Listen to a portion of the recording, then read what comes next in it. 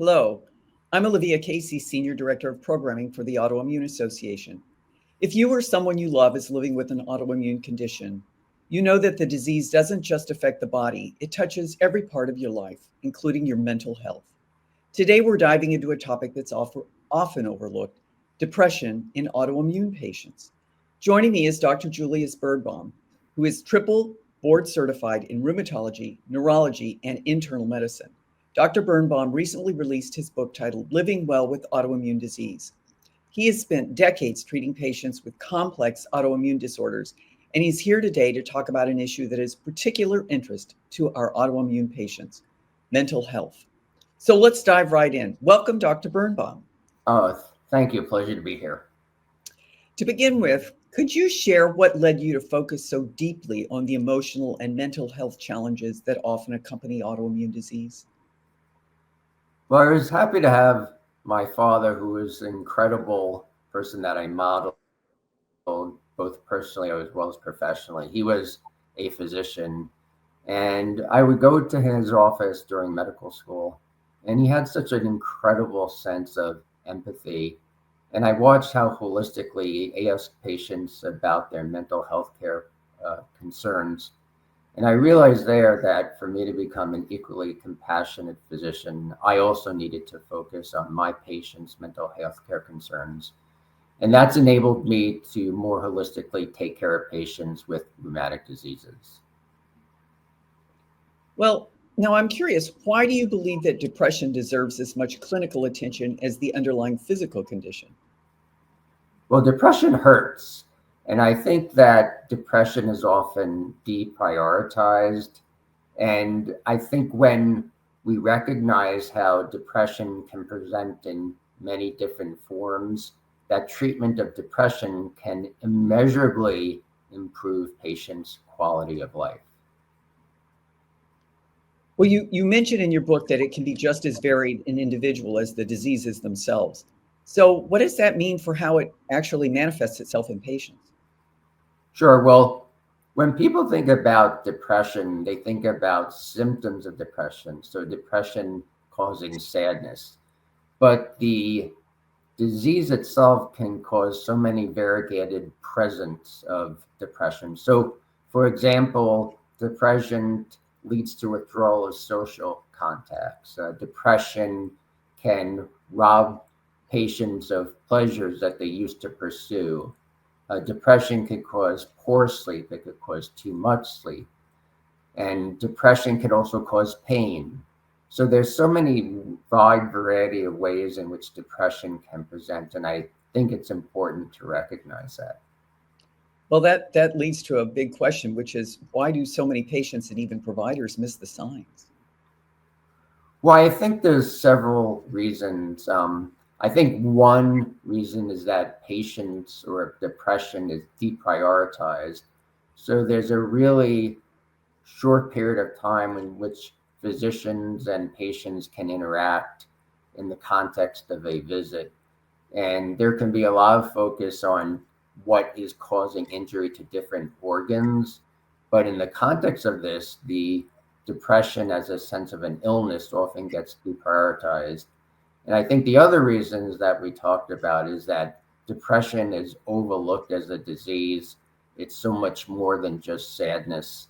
And I think that depression is deprioritized and that the wide variety of ways in which depression presents is often goes undiagnosed and unnoticed. Uh-huh. Well, one of the stories you share in your book is about a young man with lupus who kept getting hospitalized, and the medical team labeled him as non-compliant. But you saw something else. Can you walk us through that experience and what it taught you? Sure. So this was actually a memorable for experience for me as well. So this was a young 30-year-old gentleman, and he had been diagnosed with inflammation of his kidney called lupus nephritis. And he would promptly started on medicines that suppress the immune system called immunosuppressive medications. And hopefully this would prevent worsening of his kidney disease. Now, when you have kidney disease, there are certain medications that you should not take. One of these medications are Motrin-like medications because they can further injure the kidney. So he was admitted several times, and each of the times it was concerned that his lupus was coming back. But it turned out that he was taking Motrin, and this was injuring the kidney, and that led to him being labeled as being non-compliant by his physicians. So when I walked into the room, he had so many features of depression. There was poor eye contact. He spoke in a very flat, monotonic voice. He would look at the television when we were trying to explain the disease to him. He was poorly groomed. He had a beard. He wasn't brushing his hair. And when I looked at that, I recognized that this was someone who was in great deal of pain. And I wanted to relate to him in a different way because he had all the symptoms of depression. I noticed that he was wearing a Pittsburgh Pirate hat. And coming from Baltimore, I was a Baltimore Ravens fan. So I generally started teasing him, saying that the players on the team, the Pittsburgh Pirates, were too old, they're not athletic, how the Baltimore Ravens was better. And there was an immediate shift in how he related to me. We started talking about sports. He actually started smiling. And I think that he saw me in a different way, that I was actually a person like him who enjoyed sports as well. And so once we had that connection in future visits, I emphasized how we shared sports, but I was also able to talk about his disease and his depression in a more holistic way. And so I think that once we were able to connect in that way, that the healing process was greatly catalyzed. And by managing and treating his depression, he was able to take better care of himself, and he stopped taking the Motrin, and his kidney injury recovered, and he started to do very well. That's a remarkable story. So if you had the wonderful experience of connecting with your patient from the patient's perspective, how can they better connect with their healthcare provider if they think or suspect, or even if they don't suspect that they are suffering from depression? Well, I think that it's important because the effect of depression on a certain person, it could be greatly devastating, and it's deprioritized. So I think that the patient, as someone who might have depression, needs to go to the physician's office and say right at the forefront of this visit, I'll want to focus on how my rheumatic diseases might be affecting my skin, my heart, my lungs, but I also want to focus on how depression might be hurting me. And I think that if it's brought to the forefront of the visit, that it will be evaluated with greater rigor and detail. So let's shift to solutions.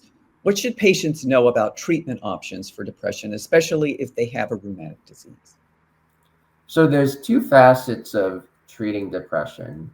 So one is talk therapy and one is medication. So talk therapy is where you establish a relationship with a mental health care professional, be it a psychiatrist, psychologist, and mental health care professional.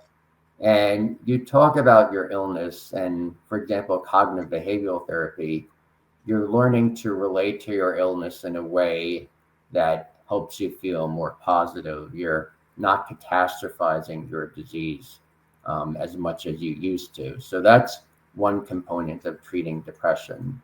And the second component of treating depression is by using medication. So very often you need to use talk therapy in combination with medications. Well, not everyone is ready to try or even able to tolerate medications. So what non-medical approaches do you encourage for patients struggling with depression? So there's a lot of non-medication proposes that you can think of in managing depression. Poor sleep is often a big culprit of depression symptoms. So improving your sleep hygiene is important. Exercise is crucially important because we all know how it increases endorphins in our body. It could battle the symptoms of a depression, but it's also a self-assertive way in trying to take control of your depression and makes you more resilient as well. And I think changes in diet also are important, making sure you're having a healthy diet. So enhancing sleep, maximizing exercise, and improving your diet are all non-medicinal ways that we could use to approach depression. So, to conclude, so for patients listening who are feeling isolated or like they're losing themselves in their illness, what's one step that they can take to start coming back to themselves? Well, destigmatizing psychiatric disease. So often when you think about mental health care concerns, there's concerns about patients that they're crazy or making up the diseases in their head, and they're not. And I think mental health concerns are important. Uh, and if these illnesses are destigmatized, then the patients themselves will feel more comfortable in going to their physicians and saying, hey, I think I have a mental health care illness and I'm suffering from this, and how can you help me? Dr. Birnbaum, thank you so much for your honesty, your empathy, and your expertise. You really have reminded us today that mental health is not separate from physical health. They go hand in hand. And perhaps most importantly, you've given patients permission to stop judging and struggling. Now, for more resources, you can visit our website. Or Dr. Birnbaum, perhaps you could share a little bit about your book. Yeah, so my book is entitled Living Well with Autoimmune Diseases, a Rheumatologist's Guide to Taking Charge of Your Health. So the book deals with a lot of different rheumatic diseases, but it also deals with wellness chapters, and it includes treatment of depression, enhancing diet. And I think those wellness chapters complement my discussion about rheumatic diseases, and you could read more about all of these features in my book. Well, it's terrific, and I do recommend it highly. If you have not read it already, I suggest that you do so. It's actually a wonderful book. Thank you so much, everyone, and thank you, Dr. Birnbaum, for your insights. Oh, thank you very much.